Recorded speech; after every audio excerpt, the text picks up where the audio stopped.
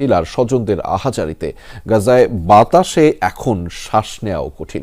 গাজায় রেড ক্রিসেন্টের আলোচিত 15 স্বাস্থ্যকর্মীকে নির্মমভাবে হত্যার দায় স্বীকার করেছে ইসরায়েল। গত 24 ঘণ্টায় নির্বিচার বোমাবর্ষণে মৃত্যু হয়েছে আরও 46 ফিলিস্তিনির। পৃথিবীর মানচিত্র থেকে গাজার অস্তিত্ব মুছে যাওয়া হয়তো আর কিছু সময়ের ব্যাপার।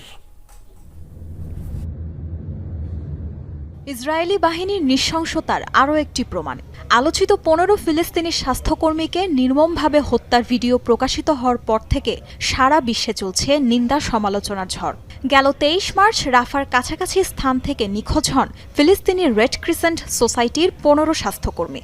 এক সপ্তাহের বেশি সময় পর তাদের মরদেহ উদ্ধার করা হয় গাজায় একটি গণকবর থেকে, যেখানে এক স্বাস্থ্যকর্মীর মোবাইল ফোনে পাওয়া যায় তাদের মৃত্যুর আগ মুহূর্তের দৃশ্য। অন্ধকারে ভুলবশত এই হামলা হয়েছে বলে দাবি নেতানিয়াহু প্রশাসনের, কিন্তু রেড ক্রিসেন্টের প্রকাশিত ভিডিওতে দেখা যায় এমার্জেন্সি লাইট জ্বালিয়েই চলছিল গাড়িগুলো, যাতে স্পষ্টভাবে দেখা যাচ্ছিল রেড ক্রিসেন্টের লোগো।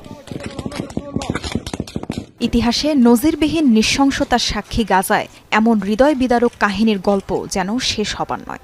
বর্বরতা, নির্মমতা কিংবা গণহত্যা, কোনো শব্দ দিয়েই এই ছোট্ট উপত্যকার চলমান আগ্রাসনকে সংজ্ঞায়িত করা কঠিন।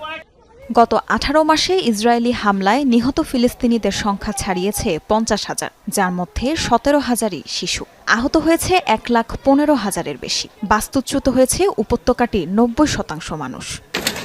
হামলার ভয়াবহতায় নিরাপদ আশ্রয়ের খোঁজে উপত্যকার এক মাথা থেকে আরেক মাথায় ছোটাছুটি করছেন বাসিন্দারা। কিন্তু নিরাপদ আশ্রয় বলে কিছুই অবশিষ্ট নেই গাজায়। 360 বর্গ কিলোমিটার আয়তনের গোটা উপত্যকায় এখন সমাধিক্ষেত্র।